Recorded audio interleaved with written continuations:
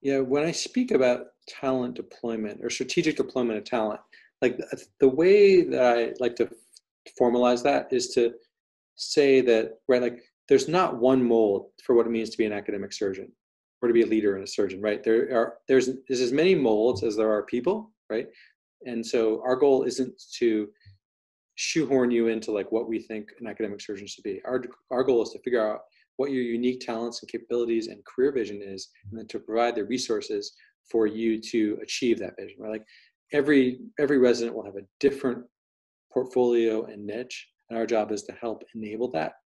And so the way I think about it is every individual I work with, whether it's a resident or a faculty, has a golden nugget in them that we have to help harvest, right? We have to help carve it out of you and bring forth into the world to add value. That's kind of the what I like, the way I like to think about it. But yes, I mean, I could spend a long time giving you examples of the ridiculous achievements of our residents. I think probably one of the most impressive things when you interview is if we publish the academic CVs of our residents, and we used to put them in a folder. We probably won't put them in a folder. You'll probably get in like a Dropbox or an email or something if we're doing virtual interviews. But like, take a look at those CVs. They will just like absolutely blow you away. I'm always blown away by the productivity and the residents. And I think if a lot of times you'll see that one way, especially in a virtual world, is if you engage in social media. We have a pretty active Twitter presence, and we're always pushing out the portfolios and stories about our residents and faculty.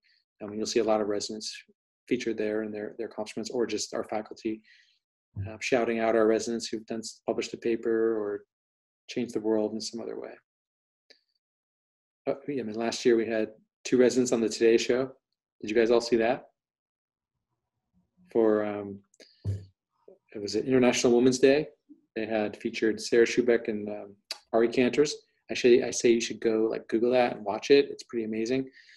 They did a whole piece on their lactation policy that they put in place for nursing mothers who are clinical residents, and that went pretty viral. A lot of other places around the country implemented our policy, and then Today's Show found out about it actually from Aaron's group, our communications group.